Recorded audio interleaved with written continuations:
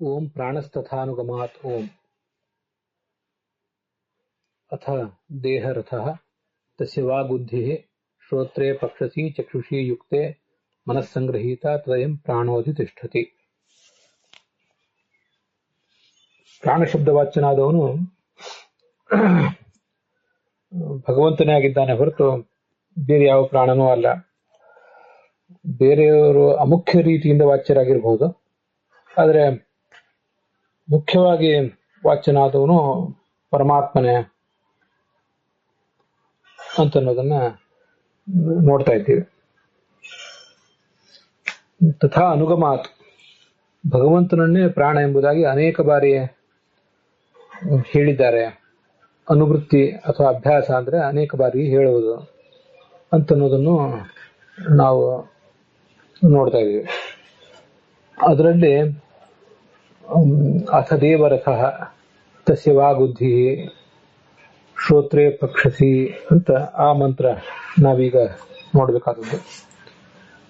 ಇದು ಬೃಹದಾರಣ್ಯಕ ಉಪನಿಷತ್ತಿನಲ್ಲಿ ಬಂದಂಥ ಮಂತ್ರ. ಐತರೆಯ ಆರಣ್ಯಕದಲ್ಲಿ ಕೂಡ ಇದೆ, ಬೃಹದಾರಣ್ಯಕ ಉಪನಿಷತ್ತಿನಲ್ಲಿ ಕೂಡ ಹಾಗೆ ನೆನಪು ಬಂತಷ್ಟೇ. ತದಯಂ ಪ್ರಾಣೋಜಿತಿಷ್ಠತಿ ಅಂತ ಆಯ್ತು. ಅದಕ್ಕೇನರ್ಥ? ಅಥ ದೇವರಥ, ಇದು ನಮ್ಮ ಈ ದೇಹ ಅಂತ ಅನ್ನೋದೇನಿದೆ ಇದೊಂದು ಭಗವಂತನ ರಥ. ಅದಕ್ಕೆ ಆ ರಥದಲ್ಲಿ ಸಾರಥಿ ಇರಬೇಕು, ಕುದುರೆಗಳಿರ್ಬೇಕು, ಕಡಿವಾಣ ಇರಬೇಕು, ಹೀಗೆಲ್ಲ ಇದೆಯಲ್ಲ. ಅದರಲ್ಲಿ ಯಾವ್ದ್ಯಾವ್ದು ಏನೇನು ಅಂತ ಇಲ್ಲಿ ವೇದವಾಕ್ಯವೇ ಹೇಳ್ತಾ ಇದೆ.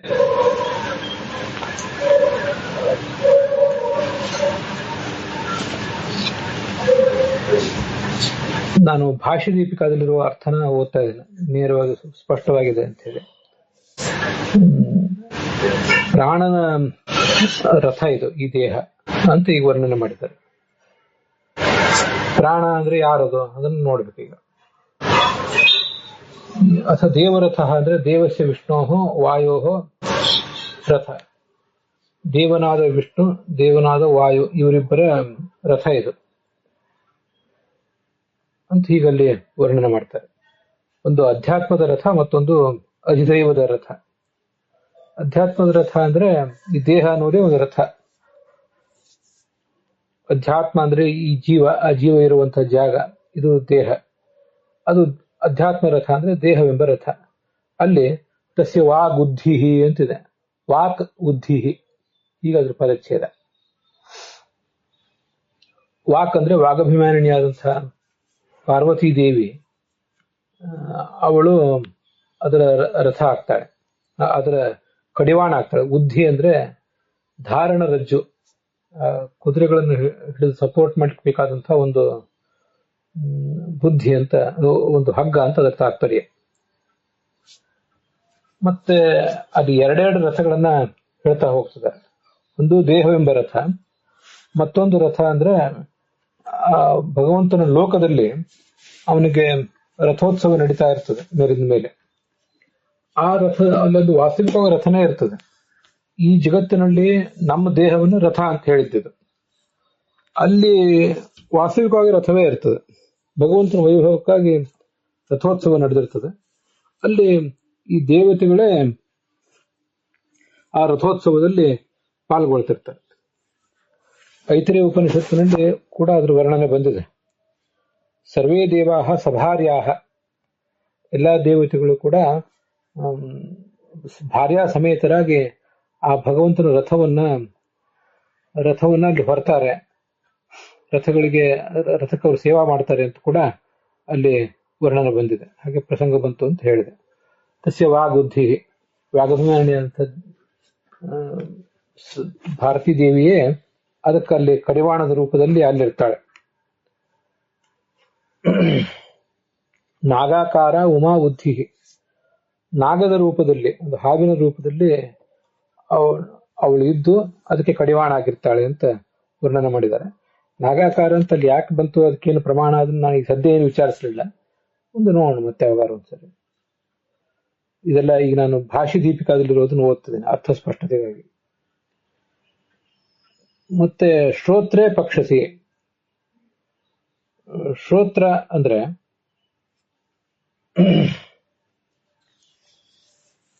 ಈ ಚಂದ್ರ ಮತ್ತು ಚಂದ್ರನ ಪತ್ನಿ ಆದಂತಹ ರೋಹಿಣಿ ದೇವಿ, ಇವರಿಬ್ಬರು ಕೂಡ ಎರಡು ಕುದುರೆಗಳಾಗಿರ್ತಾರೆ. ಪಕ್ಷಸಿ ಅಂತಿದೆ.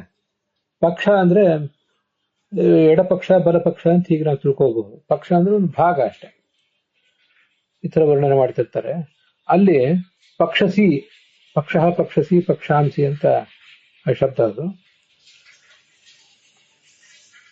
ಪಕ್ಷಸಿ ಅಂದ್ರೆ ಪಾರ್ಶ್ವಯುಕ್ತ ಅಶ್ವವು, ಎಡ ಬಲ ಕಡೆ ಹೂಡಿರುವಂತ ಎರಡು ಕುದುರೆಗಳು ಅಂತ ಅದರ ತಾತ್ಪರ್ಯ ಆಗ್ತದೆ.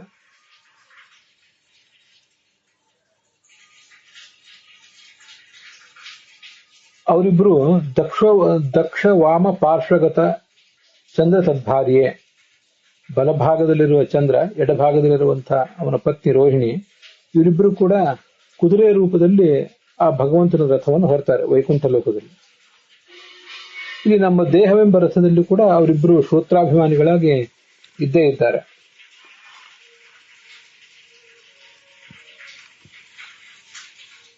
ಇಲ್ಲಿ ಕುದುರೆಗಳು ಅಂತ ಬಂತಲ್ಲ, ಚಂದ್ರ ಚಂದ್ರನ ಪತ್ನಿ, ಸೂರ್ಯ ಸೂರ್ಯನ ಪತ್ನಿ, ಅವರಿಬ್ರು ಕೂಡ ಕುದುರೆಗಳು. ಅಲ್ಲಿ ಚಕ್ಷುಷಿ ಅಂದ್ರೆ ಉಭಯ ಪಾರ್ಶ್ವಗತ ಸೂರ್ಯ ತದ್ಭಾರ್ಯೆ. ಎರಡೂ ಪಾರ್ಶ್ವಗಳಲ್ಲಿ ಸೂರ್ಯ ಮತ್ತು ಅವನ ಪತ್ನಿಯರಿರ್ತಾರೆ. ರಥಕ್ಕೆ 4 ಕುದುರೆಗಳಿರ್ತವೆ. 4 ಕುದುರೆಗಳಲ್ಲಿ ಸಾಮಾನ್ಯವಾಗಿ 4 ಕುದುರೆಗಳಿರ್ತವೆ. ಹೆಚ್ಚು ಇರಬಹುದು, ಕೆಲವು ಕಡೆ 2 ಇರಬಹುದು, ಕೆಲವು ಕಡೆ ಒಂದು ಕೂಡ ಇರಬಹುದು. ಸಾಮಾನ್ಯವಾಗಿ ಭಗವಂತನ ರಥಕ್ಕೆ 4 ಕುದುರೆಗಳು ಇರ್ತವೆ. ಆದ್ರಿಂದ ಚಂದ್ರ ಚಂದ್ರನ ಪತ್ನಿ 2 ಕುದುರೆಗಳು, ಸೂರ್ಯ ಸೂರ್ಯನ ಪತ್ನಿ 2 ಕುದುರೆಗಳು. ಯುಕ್ತೆ ಅಗ್ರತೋ ನಿಯುಕ್ತ ಅಶ್ವವು.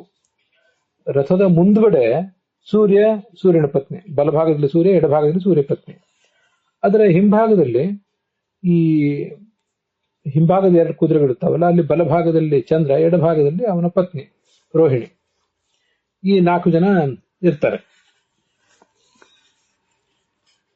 ಇದಕ್ಕೆ ಪಾರ್ವತೀ ದೇವಿ ಮತ್ತು ರುದ್ರ ಇವರಿಬ್ಬರು ದಂಪತಿಗಳು ಕಡಿವಾಣ ಮತ್ತು ಸಾರಥಿ ಅಂತ ವರ್ಣನೆ ಮಾಡಿರುವುದು ತುಂಬಾ ಅರ್ಥಪೂರ್ಣವಾಗಿದೆ. ರುದ್ರ ಅಂತೂ ಮನೋಭಿಮಾನಿ, ನಮ್ಗೆ ಅದೆಲ್ಲ ಗೊತ್ತಿದ್ದೇ ಇದೆ, ಮನನ ಮಾಡಿಸುವಂತವನು, ಮನಸ್ಸಂಗ್ರಹೀತ ಅಂತಿದೆ. ಮನೋಭಿಮಾನಿಯಾದಂತಹ ರುದ್ರ ಅಲ್ಲಿ ಸಂಗ್ರಹೀತ.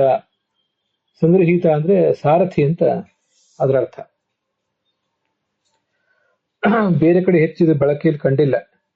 ಒಂದು ಕಡೆ ಈ ವೇದದಲ್ಲಿ ಮಾತ್ರ ಇಲ್ಲಿ ಕಂಡಿದೆ, ಇನ್ನೊಂದು ನಮಃ ಕ್ಷತ್ರಿಭ್ಯಶ್ಚ ಸಂಗ್ರಹೀತೃಭ್ಯಶ್ಚವೋ ಅಂತ ರುದ್ರಾಧ್ಯಾಯದಲ್ಲಿ ಒಂದು ಕಂಡಿದೆ. ರುದ್ರನನ್ನ ಸಾರಥಿ ಅಂತ, ಸಾರಥಿಯ ರೂಪಗಳು ನಿಮ್ಮದು ಅಂತ ತುಂಬಾ ಚೆನ್ನಾಗಿದೆ. ಅದು ಅದ್ಭುತವಾದ ವರ್ಣನೆ. ಅದು ನಮ್ಮ ದೇಹದಲ್ಲಿಯೂ ರುದ್ರ ಸಾರಥಿಯಾಗಿದ್ದಾನೆ, ನಿಮ್ಮ ದೇಹದಲ್ಲೂ ರುದ್ರ ಸಾರಥಿಯಾಗಿದ್ದಾನೆ. ಈ ಜಗತ್ತಿನಲ್ಲಿ ಹುಟ್ಟಿ ಬಂದಿರುವಂತಹ ಯಾರ್ಯಾರಿದ್ದಾರೆ, ಈ ಎಲ್ಲರಲ್ಲಿಯೂ ಕೂಡ ರುದ್ರ ಸಾರಥಿ ರೂಪದಿಂದ ಇದ್ದೇ ಇದ್ದಾನೆ. ತಕ್ಷಭ್ಯ, ತಕ್ಷ ಅಂದ್ರೆ ಬಡಿಗರವನು, ಅಲ್ಲಿ ರುದ್ರಾಧ್ಯಾಯದಲ್ಲಿ ಬಂತು ಅಂತ ಹೇಳಿದೆ. ಎಲ್ಲಾ ಬಡಿಗರೊಳಗೆ ಅವನಿದ್ದಾನೆ. ದೇಹವೆಂಬ ರಥವನ್ನು ಅವರು ನಿರ್ಮಾಣ ಮಾಡಿಕೊಟ್ಟಿದ್ದಾರೆ. ಅವನು ದೇಹಕ್ಕೆ ಅಭಿಮಾನಿ, ಶರೀರ ಪುರುಷ ಶಿವ. ಶರೀರ ಪುರುಷನು ಹೌದು, ಮನೋದೇವತೆ ಹೌದು, ಉಪಸ್ಥದ ದೇವತೆ ಹೌದು, ಹಾಗೆ ಮನನದ ದೇವತೆ ಹೌದು. ಇಷ್ಟೆಲ್ಲ ಪಾತ್ರ ಇದೆ ಅವನು. ಅದರಿಂದ ತಕ್ಷಭ್ಯ, ಬಡಿಗರೊಳಗೆ ದೇಹವೆಂಬ ರಥವನ್ನು ನಿರ್ಮಾಣ ಮಾಡಿದ ಬಡಿಗರೊಳಗೆ ನಿಯಾಮಕನಾಗಿ ಅವನಿದ್ದಾನೆ. ಸಂಗ್ರಹೀತೃಭ್ಯ, ಆ ರುದ್ರನ ಅನೇಕ ರೂಪಗಳು, ಸಾರಥಿ ರೂಪಗಳು ನಮ್ಮಲ್ಲಿ, ನಿಮ್ಮಲ್ಲಿ, ಅವರಲ್ಲಿ ಎಲ್ಲಾ ಕಡೆಯೂ ಕೂಡ ಇವೆ. ಆ ಮನಸ್ಸಿನ ಅಧೀನದಲ್ಲಿ ಈ ಪಾರ್ವತಿ ಇದ್ದಾಳೆ. ಅವಳು ಹಗ್ಗದ ರೂಪದಲ್ಲಿ ಇರ್ತಾಳೆ. ಆ ಪಾರ್ವತಿಯನ್ನ ಬೇರೆ ಎಲ್ಲಾ ಕಡೆ ಈ ಭಾಗವತದಲ್ಲಿ 2ನೇ ಸ್ಕಂದದಲ್ಲಿ 3ನೇ ಅಧ್ಯಾಯದಲ್ಲಿ ದಾಂಪತ್ಯಾರ್ಥಂ ಉಮಾಂಸತಿ, ದಾಂಪತ್ಯದ ಸುಖಕ್ಕಾಗಿ ಅವಳನ್ನು ಪ್ರಾರ್ಥನೆ ಮಾಡಬೇಕು ಅಂತ ಹೀಗೆಲ್ಲ ಬಂದಿದೆ. ಅದು ಸರಿಯೇ.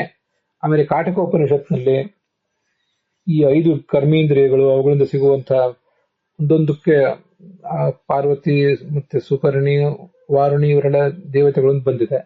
ಅದರಲ್ಲಿ ದಾಂಪತ್ಯ ಸುಖವನ್ನು ಕೊಡುವಂಥವಳು ಪಾರ್ವತಿ ಅಂತಿದೆ. ಆದ್ರೆ ಅಷ್ಟು ಮಾತ್ರ ಅಲ್ಲ, ಉಮಾ ಬುದ್ಧಿ ರೀತಿ ಜ್ಞೇಯ ಅಂತ ಗೀತಾ ಭಾಷ್ಯದಲ್ಲೇ ಇದೆ 13ನೇ ಅಧ್ಯಾಯದಲ್ಲಿ. ಆದ್ರಿಂದ ಅವಳು ಬರೇ ದಾಂಪತ್ಯ ಸುಖದ ದೇವತೆ ಅಲ್ಲ, ಬುದ್ಧಿಯ ದೇವತೆಯೂ ಹೌದು. ಹೀಗೆ ಮನಸ್ಸಿನ ದೇವತೆ ಮತ್ತು ಬುದ್ಧಿಯ ದೇವತೆ ಇವರಿಬ್ಬರು ಕೂಡ ಆ ಕಡಿವಾಣಗಳನ್ನು, ಆ ಕುದುರೆಗಳನ್ನು ನಿಯಂತ್ರಿಸ್ತಾರೆ. ಇದು ಕಾಟಕೋಪನಿಷತ್ನಲ್ಲೂ ಬೇರೆ ಕಡೆ ಬಂದಿದೆ, ನಮಗೆ ಗೊತ್ತಿದೆ. ಆತ್ಮಾನಂ ರಥಿನಂ ವಿದ್ಧಿ ಶರೀರಂ ರಥಮೇವಚ. ಆತ್ಮ ಅಂದ್ರೆ ಭಗವಂತ, ಅವನು ರಥಿ, ರಥದ ಯಜಮಾನ. ಶರೀರ ಅನ್ನೋದು ರಥ. ಬುದ್ಧಿಂತು ಸಾರಥಿಂ ವಿದ್ಯಾತ್ ಮನಃ ಪ್ರಗ್ರಹಮೇವಚ. ಇದು ಅಲ್ಲಿ ಆ ಥರ ಬಂದಿರೋದು. ಬುದ್ಧಿಯನ್ನ ಸಾರಥಿ ಅಂತ ತಿಳ್ಕೋಬೇಕು, ಅಂದ್ರೆ ಬುದ್ಧಿ ಅಭಿಮಾನಿಯನ್ನ. ಮನಃ ಪ್ರಗ್ರಹಮೇವಚ, ಮನೋಭಿಮಾನಿಯನ್ನ ಕಡಿವಾಣ ಅಂತ ತಿಳ್ಕೋಬೇಕು ಅಂತ. ಇಲ್ಲಿಗೂ ಅಲ್ಲಿಗೂ ಸ್ವಲ್ಪ ಆದಷ್ಟು ವ್ಯತ್ಯಾಸ ಇದೆ ಅಷ್ಟೆ. ಅಲ್ಲಿ ನಾವು ಅದನ್ನು ತಿಳ್ಕೊಳ್ಳುವಾಗ ಮನೋಭಿಮಾನಿಯಾದವನು ರುದ್ರ ಅಂದಮೇಲೆ ಪಾರ್ವತಿಯು ಕೂಡ ಮನೋಭಿಮಾನಿನಿಯೇ, ಆದ್ರಿಂದ ಅವಳೇ ಕಡಿವಾಣ. ಬುದ್ಧಿ ಪಾರ್ವತಿ ತತ್ವ, ಅದಕ್ಕೆ ರುದ್ರನು ಕೂಡ ಅಭಿಮಾನಿ, ಆದ್ರಿಂದ ಅವನು ಸಾರಥಿ ಆಗ್ತಾನೆ.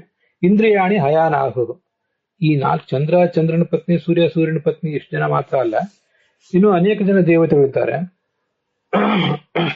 ಅವರೆಲ್ಲ ಭಾರ್ಯ ಸಮೇತರಾಗಿ ಭಗವಂತನಿಗೆ ಕುದುರೆ ರೂಪದಲ್ಲಿ ಸೇವೆ ಸಲ್ಲಿಸ್ತಾರೆ ಅಂತ ಬೇರೆ ಬೇರೆ ಕಡೆ ವರ್ಣನೆ ಬಂದಿದೆ.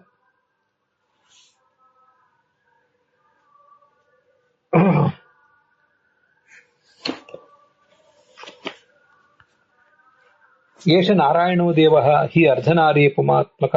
ಇದ ಐತರೆಯ ಭಾಷ್ಯ ಇದೆಲ್ಲ. ಅವನು ಅರ್ಧನಾರೀಯನ ರೂಪನಾಗಿ ಇರ್ತಾನೆ ಮುಕ್ತಿಯಲ್ಲಿ. ಅಲ್ಲಿ ಸರ್ವೇ ದೇವಾಹ ಸಭಾರ್ಯಾಶ್ಚ, ಎಲ್ಲಾ ದೇವತೆಗಳು ಸಪತ್ನೀಕರಾಗಿ ಒಂದ್ ಕಡೆ ಬರ್ತಾರೆ. ಮತ್ತೆ ಅವರು ಕೂಡ ಅರ್ಧನಾರೀಯರ ರೂಪವನ್ನು ತಾಳ್ತಾರೆ, ಸಂಸಾರದಿಂದ ಮುಕ್ತರಾಗಿರ್ತಾರೆ. ಅಲ್ಲಿ ರಮಂತೆ ನಾಣ್ಯಗಮ್ಯೋಸು ಆಗಚ್ಚಂತಿ ತದೈವೇತೆ ದೇವಾಹ ಭಾರ್ಯಾ ಸಮನ್ವಿತಾಹ ವಹಂತಿ ಅಶ್ವಾದಿ ರೂಪೇಣ ರಥಸ್ಥಂ ಪರಮಂ ವಪುಃ. ಇದನ್ನ ನಾನು ಹೇಳಬೇಕಾಗಿದ್ದು. ಈ ಎಲ್ಲ ದೇವತೆಗಳು ಅಶ್ವಾದಿ ರೂಪೇಣ, ಯಾರೋ ಅಶ್ವದ ರೂಪದಿಂದ, ಇನ್ಯಾವುದೋ ಆನೆಯ ರಥ ಅಂತೀವೆಲ್ಲ, ನಾವು ಬೇರೆ ಬೇರೆ ರಥಗಳು ಇರ್ತಾವಲ್ಲ. ವಹಂತಿ ಅಶ್ವಾದಿ ರೂಪೇಣ ರಥಸ್ಥಂ ಪರಮಂ ವಪುಃ. ರಥದಲ್ಲಿರುವ ಭಗವಂತನ ದಿವ್ಯ ಸ್ವರೂಪವನ್ನು ಅವರು ಬರ್ತಾರೆ. ತತ್ ಸರ್ವ ದೇವೈಹಿ ಪ್ರಾಪ್ಯಂಚ ನಾಣ್ಯೈ ಕಥಮಪಿ ಕ್ವಚಿತ್. ಇಂತಹ ಸೇವಾ ಎಲ್ಲ ದೇವತೆಗಳು ಮಾಡ್ಲಿಕ್ಕೆ ಸಾಧ್ಯ ಅಂತ ಐತರೇಯ ಉಪನಿಷತ್ ಭಾಷ್ಯದಲ್ಲಿ ಆಚಾರ್ಯ ಹೇಳಿದ್ದಾರೆ. ಆದ್ರಿಂದ ಚಂದ್ರನ ಪತ್ನಿ, ಸೂರ್ಯನ ಪತ್ನಿ, ಇನ್ನೂ ಕೆಲವರು ಇರ್ತಾರೆ ಅಲ್ಲಿ ಬಂದಂತೆ. ಅಲ್ಲಿ ಅದು ಉಪನಿಷತ್ನಲ್ಲಿ ಬಂದಿಲ್ಲ, ಆದ್ರೆ ಉಪನಿಷತ್ ಭಾಷ್ಯದಲ್ಲಿ ಒಂದಿಷ್ಟು ಹೀಗೆ ಬಂದಿದೆ. ಅವರನ್ನ ಈ ಮನೋಭಿಮಾನಿಯಾದ ರುದ್ರ ನಿಯಂತ್ರಿಸ್ತಾನೆ. ಮನೋಭಿಮಾನಿ ರುದ್ರ ಸಂಗ್ರಹೀತ.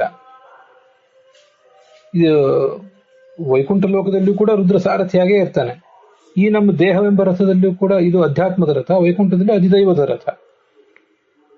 ಅವನು ಅದನ್ನ ನಿಯಂತ್ರಿಸ್ತಾನೆ ಅಂತ ಅದರ ತಾತ್ಪರ್ಯ. ತದಯಂ ಪ್ರಾಣೋತಿ ತಿಷ್ಠತಿ ಅಂತಿದೆ. ತದಯಂ ಅಂತಂದ್ರೆ ಅದು ಏನು ತತ್ ಅಂತ ನಪುಂಸಕಲಿಂಗದಲ್ಲಿ ಹೇಗಿದೆ ಅಂತ ಪ್ರಶ್ನೆ ಬರ್ತದೆ. ಯಾಕಂದ್ರೆ ಪ್ರಾಣ, ಈ ರಥವನ್ನ ಏರಿ ಕೂತವನು ಪ್ರಾಣ, ಅಧಿತಿಷ್ಠತಿ ಅಂದ್ರೆ ಏರಿ ಕೂಡುವುದು ಅಂತ ಅರ್ಥ. ತತ್ ಅಂದ್ರೆ ನಪುಂಸಕಲಿಂಗದಲ್ಲಿ ಯಾಕೆ ಬಂತು ಅಂದ್ರೆ ಸಹಚ ಅಸೌ ಅಯಂ ಚ ತದಯಂ ಅಂತ ಸಮಸ್ತ ಪದ ಅದು. ಮತ್ತೆ ತತ್ವ ಪ್ರದೀಪದಲ್ಲಿ ಭಿನ್ನ ಪದ ಅಂತ ಹೇಳ್ತಾರೆ. ಮುಂದೆ ನಾವು ತತ್ವ ಪ್ರದೀಪ ನೋಡೋರಿದ್ದೇವೆ. ತತ್ವ ಅಂದ್ರೆ ರಥವೆಂಬುದಾಗಿ ವರ್ಣಿತವಾದ ಶರೀರವನ್ನ ಅಂತ ಭಿನ್ನ ಪದ ಅದು. ಅಯಂ ಈ ಪ್ರಾಣ ಅತಿಷ್ಠತಿ ಅಂತ ಈ ತರ ನಾವು ತಿಳ್ಕೊಳ್ಬೇಕು. ಅಯಂ ಪ್ರಾಣ ಅಂದ್ರೆ ವಿಷ್ಣು ವಾಯು ಇಬ್ಬರು ಕೂಡ ಅದನ್ನ ಏರಿ ಕೂಳ್ತಿದ್ದಾರೆ ಅಂತ ಅದರ ತಾತ್ಪರ್ಯ.